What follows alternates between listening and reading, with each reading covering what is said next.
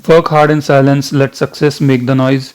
इसी कोट के साथ हम भी अपना काम करते हैं और शुरू करते हैं आज का लेक्चर, जो कि होगा about union public service commission UPSC. ठीक है, तो पहले हम इसकी हिस्ट्री देखेंगे। तो हिस्ट्री आप देखोगे कि पहले क्या होता था, जब हमारी कंट्री पे ब्रिटिश रूल था तो ईस्ट इंडिया कंपनी थी। ईस्ट इंडिया कंपनी का एक कॉलेज था अपना, हेल्बरी कॉलेज, विदेश में था, यूके में था। ठीक है, वो कॉलेज में जो लोग पढ़ते थे वो लोग भारत में आके ब्रिटिशर्स ईस्ट इंडिया कंपनी के लिए काम करते थे हायर पोस्ट पे। ठीक है, वो लोग काम करते थे। धीरे धीरे नॉर्म्स चेंज हुए। तो क्या नॉर्म्स आया, हम थोड़ा आगे जाएंगे कि एक royal commission superior civil services in India, royal commission appoint की गई, उसके चेयरमैन थे लॉर्ड ली। ठीक है, तो उन्होंने क्या बोला कि एक कमीशन अपॉइंट करो, एक पब्लिक सर्विस कमीशन को अपॉइंट किया जाए। ठीक है, जो सिलेक्शन करवाएगी, जो कंपटीशन करवाएगी और जो लोगों को सिलेक्ट करेगी काम करने के लिए हायर पोस्ट पे। तो उसी के कारण क्या हुआ, 1 अक्टूबर 1926 को एक कमीशन बनी जिसको हम बोलते थे central CPSC, central public service commission, 1 अक्टूबर 1926 को, जिसके चेयरमैन कौन थे, सर रॉस बारकर। उसके बाद क्या हुआ, गवर्नमेंट ऑफ इंडिया एक्ट आया 1935 में। इस एक्ट में क्या हुआ कि इस कमीशन को 3 भागों में डिवाइड कर दिया गया। एक आपकी हो गई central, this was only public service commission पहले। उसके बाद इसको 3 में डिवाइड कर दिया गया, सेंट्रल पब्लिक सर्विस कमीशन, एक बनी जॉइंट पब्लिक सर्विस कमीशन, और तीसरी वाली जो बनी वो क्या बनी, स्टेट पब्लिक सर्विस कमीशन, जो अलग अलग रीजन में होती थी। तो जो हमारी जो सेंट्रल थी इसको हम और क्या बोलते हैं, फेडरल पब्लिक सर्विस कमीशन भी बोलते हैं। तो ये जो फेडरल पब्लिक सर्विस कमीशन कब आई, 1935 में।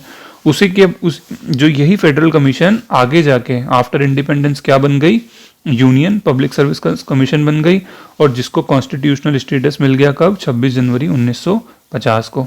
ठीक है, तो अब हम यूपीएससी को और क्या बोलते हैं, watch dog of merit system. हम इसको क्या बोलते हैं, watch dog of merit system. ये क्या करता है, ये जैसे मान के चलो भारत सरकार ने बोला कि हमें आप सिलेक्ट करके, हमें आप अच्छे लोग सिलेक्ट करके दो, तो यूपीएससी एग्जाम कंडक्ट करवाता है, कुछ लोगों की लिस्ट देता है, किसको, गवर्नमेंट ऑफ इंडिया को, फिर हम वो क्या करती है, अपॉइंट करती है। तो इसका काम क्या है, खाली रिक्रूट करना। ठीक है, बाकी इसका कोई मतलब नहीं है, ट्रेनिंग भी मतलब इसका नहीं है, ट्रेनिंग मसला इसका नहीं है, ये सिर्फ रिक्रूटमेंट करता है। उसके बाद कौन करता है, government of India. Government of India के हाथ में इतनी पावर भी है कि वो जो यूपीएससी की रिकमेंडेशन को मना कर दे, लेकिन उसके भी प्रोसीजर है, उसको पार्लियामेंट में बताना पड़ता है। ठीक है, तो हमने अभी क्या देख लिया, अभी तक हमने यूपीएससी की हिस्ट्री देख ली कि पहले क्या था।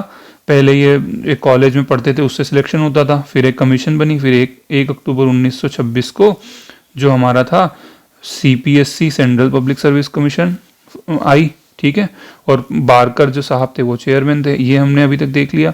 उसके बाद 1935 में यही चीज़ क्या बन गई, फेडरल पब्लिक सर्विस कमीशन बन गई, और उसके बाद इंडिपेंडेंस के बाद यूपीएससी बन गई, और 26 जनवरी को इसको कॉन्स्टिट्यूशनल स्टेटस मिल गया। अब अगर कॉन्स्टिट्यूशनल स्टेटस मिल गया तो फिर कौन से आर्टिकल में इसके बारे में है, तो पार्ट 14 में, ये यहाँ पे देखो आप, ये जो है आपके पार्ट 14 में ये रिलेटेड है। कौन से आर्टिकल, 315 से लेके तो 323 तक ये सारे आर्टिकल्स हैं। ठीक है, 315 से 323 तक ये हमारा पार्ट 14। ठीक, इतना हमने देख लिया। अब हम इसके देखेंगे इसका स्ट्रक्चर कैसा होता है। तो आप इसका देखोगे, ये इसका जो स्ट्रक्चर होता है ना, वो कैसा होता है, एक होता है आपका चेयरमैन होता है, और बाकी जो है ना, चेयरमैन के अलावा जितने भी मेंबर्स होंगे वो कौन डिसाइड करेगा, वो है प्रेसिडेंट की डिस्क्रिशन के ऊपर। प्रेसिडेंट चाहेगा उस हिसाब से काम होगा। ठीक, इतना हो गया। अब इनकी क्वालिफिकेशन क्या है, तो कॉन्स्टिट्यूशन में इनकी क्वालिफिकेशन के बारे में ज़्यादा कुछ नहीं दिया, सिर्फ एक बात लिखी हुई है कि जो 1/2 मेंबर होने चाहिए उनको 10 साल का तजुर्बा होना चाहिए। किसका तजुर्बा, कोई भी गवर्नमेंट ऑफ स्टेट या गवर्नमेंट ऑफ इंडिया में काम करने का 10 साल का तजुर्बा होना चाहिए, बस इतना लिखा हुआ है। कब ये हट सकते हैं, मतलब रिटायर कब होंगे, 65 ईयर्स ऑफ एज, या फिर इनका 65 ईयर्स ऑफ एज होगा, और या फिर इनका जो है 6 साल की सर्विस हो गई हो। तो ये हमने इसका स्ट्रक्चर भी देख लिया। ठीक है, अब बात आती है इसके फंक्शंस की। तो फंक्शंस में क्या करता है मैंने आपको बताया, एक तो ये रिक्रूटमेंट करता है। ठीक है, रिक्रूटमेंट किसकी करता है, जो ग्रुप ए और बी सर्विस होती है उनकी, सी और डी की नहीं करना। हाँ, स्टाफ सिलेक्शन कमीशन अलग है, तो ए और बी की रिक्रूटमेंट भी यही करता है। उसके बाद अगर कुछ डिसिप्लिनरी एक्शन हो, मतलब कोई भी ऑफिसर ने कुछ गलत किया उसको हटाना हो, तो गवर्नमेंट ऑफ इंडिया इनसे राय मांगता है। ठीक है, तो ये मोटे मोटे इसका फंक्शन हो गया। अब हम हमारा जो माइंड मैप है उसको देखेंगे कि क्या क्या लिखा हुआ है इसमें। तो भैया watch dog of merit system किसको बोलते हैं, यूपीएससी को। ये क्या है, एक सेंट्रल रिक्रूटिंग एजेंसी है। ठीक है, पर्सनल एजेंसी नहीं है। पर्सनल एजेंसी कौन है, हमारा DOPT, department of personal and training. ये काम करता है जो दूसरे उसकी सैलरी और ये सब मसला वो देखता है। चलो, तो इसके कॉन्स्टिट्यूशन में कहाँ मेंशन है, पार्ट 14 में। कॉन्स्टिट्यूशनल बॉडी है, ठीक है, स्टेचुटरी नहीं है, कॉन्स्टिट्यूशनल है, पार्ट 14 में मेंशन है। ठीक है, तो ये हो गया। उसके बाद देखेंगे concern with recruitment to all India services and central services of group A and B, C and D नहीं है। ध्यान रखना है, पार्लियामेंट इसकी पावर को बढ़ा भी सकता है, पार्लियामेंट इसकी पावर को बढ़ा सकता है। ठीक है, और एक फैक्ट है मजेदार, पार्लियामेंट इसकी पावर जब बढ़ानी होगी तो पार्लियामेंट के पास जाएंगे, लेकिन जो प्रेसिडेंट है वो इसकी पावर्स को एक कम कर सकता है। तो ये आपको जो एक फैक्ट है वो ध्यान रखना है। ठीक है, बढ़ेगी पार्लियामेंट से, लेकिन प्रेसिडेंट के पास डिस्क्रिशन होता है कि वो इसकी पावर्स को कम कर सकता है। ठीक है, not concern with the classification of services, पे, सर्विस। तो ये सब है ना जो कैडर होता है, जैसे कि एमपी कैडर या कोई भी कैडर मिलना है, ट्रेनिंग, ये सब का काम किसका है, डीओपीटी का काम है, यूपीएससी का काम नहीं है। यूपीएससी का काम क्या है, बस बंदे ढूंढ के लिस्ट आप गवर्नमेंट ऑफ इंडिया को दे दो, बस यूपीएससी का काम वहां खत्म। ठीक, chairman and other members who are appointed by the Indian president, it's president discretion to determine its composition। तो मैंने आपको बताया, ठीक है, तो आपको बता ही दिया कि कितने मेंबर होंगे, वो कौन डिसाइड करता है, तो आपका प्रेसिडेंट डिसाइड करता है। टेन्योर इनका क्या होता है, 6 साल या 65 जो पहले हो जाए। कैन रिजाइन और be removed by the president any time in the manner as provided in the constitution, enjoys the security of tenure. अब देखो इसमें ऐसा होता है कि प्रेसिडेंट इनको हटा सकता है, लेकिन ऐसा नहीं हो सकता कि भैया आपने प्रेसिडेंट के किसी बच्चे को सिलेक्ट नहीं किया, किसी खास को, तो प्रेसिडेंट हटा देगा, नहीं, ऐसा नहीं होगा। जिस मैनर में कॉन्स्टिट्यूशन में लिखा हुआ है उसी में हटाएगा। अब कॉन्स्टिट्यूशन ने क्या लिखा है कि अगर आप मान के चलो आप दिवाली बैंकरप्ट हो जाओ तो हटा देंगे आपको। बैंकरप्ट हो गया, दिवालिया हो गया, तो उसके डिसीजन इफेक्ट हो सकते हैं। ठीक है, तो बैंकरप्ट हो गया तो हटा देंगे। बॉडी खराब हो गई, माइंड खराब हो गया तो भी हटा देंगे। किसी और सर्विस में आप काम अगर इंडल्ज हो गए किसी प्रॉफिट मेकिंग काम में तो भी आपको हटा देंगे। और उसके बाद भी जब ये होता है ना तो उस मिसबिहेवियर, इन सबको ये बैंकरप्सी है, इसको मिसबिहेवियर कहा जाता है।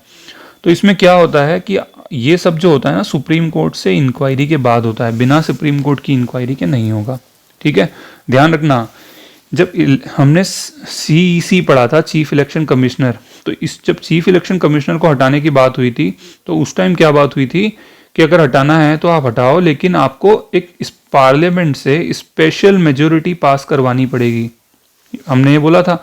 लेकिन इसके केस में पार्लियामेंट की स्पेशल मेजोरिटी नहीं होती, सुप्रीम कोर्ट इंक्वायरी करता है और वो बताता है और उसके बाद होता है। ठीक, कोई प्रिस्क्राइब क्वालिफिकेशन नहीं है, मैंने बता दिया। हाँ, आधे मेंबर्स को 10 साल का तजुर्बा होना चाहिए, कहाँ पे, गवर्नमेंट में होना चाहिए। ठीक है, और ये जो इसके मेंबर्स हैं आपके, इसके मेंबर्स हैं, अब आगे बता देता हूँ। सैलरी, अलाउंस, पेंशन और charge on the consolidated fund of India. तो ये देखो, इसको हम बोलते हैं चार्ज्ड एक्सपेंडिचर। चार्ज एक्सपेंडिचर का मतलब क्या होता है कि ऐसा नहीं कि बजट में भैया वोटिंग हो रही है, सैलरी की कम ज़्यादा हो रही है, वो नहीं होता। कंसोलिडेटेड फंड से चार्ज होती है, और एक बार उसकी अपॉइंटमेंट हो गई तो आप ऐसा नहीं कर सकते कि उसकी सैलरी जो अपॉइंटमेंट के टाइम थी बाद में वो कम कर दो, बढ़ा सकते हो पर उसके डिसएडवांटेज पे कम नहीं कर सकते। चेयरमैन, ध्यान रखना, चेयरमैन को फर्दर एम्प्लॉयमेंट नहीं मिल सकता, गवर्नमेंट एम्प्लॉयमेंट चेयरमैन को नहीं मिल सकता। लेकिन अगर आप मेंबर हो और बाद में आप चेयरमैन आपको बना सकते हैं तो वो दैट इज ओके। ठीक है, तो how its member are eligible for further government employments the chairman of UPSC और SPSC but not any other government employment. तो मेंबर को चेयरमैन बना सकते हैं। अच्छा बताओ, अगर कोई यूपीएससी का चेयरमैन है वो बाद में गवर्नर बन गया, उसको सेंट्रल गवर्नमेंट ने गवर्नर बना दिया, तो क्या ये अलाउड होगा? तो आप इसके हिसाब से देखोगे कि अलाउड नहीं होगा, लेकिन ये अलाउड है क्योंकि सुप्रीम कोर्ट ने ही अपने एक जजमेंट में कहा था कि ये जो गवर्नर की पोस्ट है ये एक कॉन्स्टिट्यूशनल ऑफिस है, ठीक है, ये कोई गवर्नमेंट ऑफ इंडिया का ऑफिस नहीं है, तो आप जो है ये दैट इज अलाउड, तो ध्यान रखना, ठीक। तो ये हमने देख लिया, थोड़े बहुत फंक्शंस हैं, फंक्शंस तो हमने देखे हुए हैं, फिर भी फटाफट देख लेते हैं।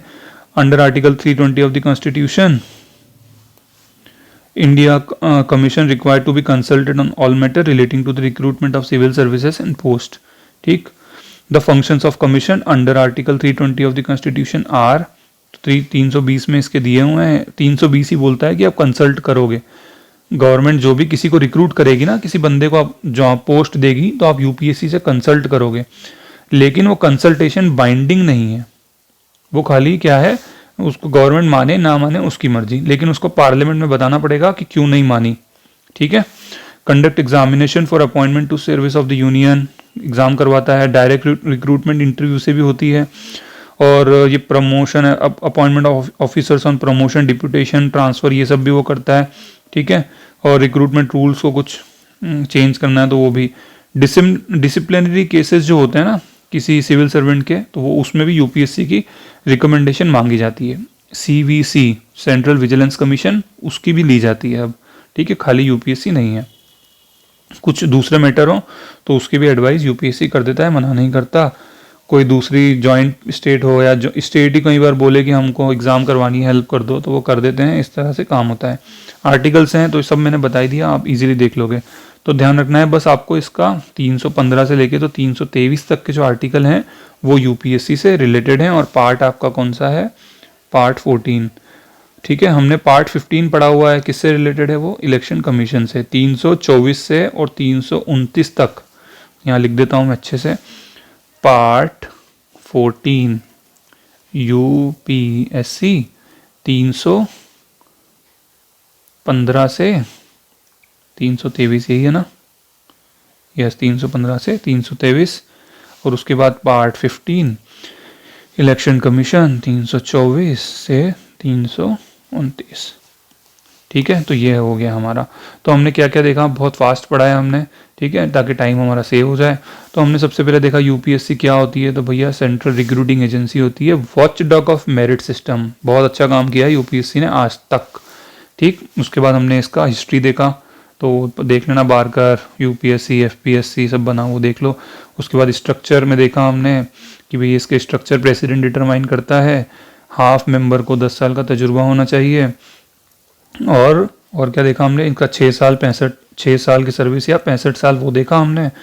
उसके बाद हमने इसके फंक्शन देखे कि ये कोई रिजर्वेशन वाले इशू में ये कोई बात नहीं करता, खाली रिक्रूट करता है, ट्रेनिंग भी ये नहीं करवाता, और एडवाइस भी दे देता है डिसिप्लिनरी मैटर्स में, ये हमने देख लिया, ठीक है। तो इस तरह से हमने यूपीएससी को पढ़ा है। अब नेक्स्ट लेसन में हम इसके जो एमसीक्यू होंगे वो सॉल्व करेंगे, ठीक है। Thank you so much friends.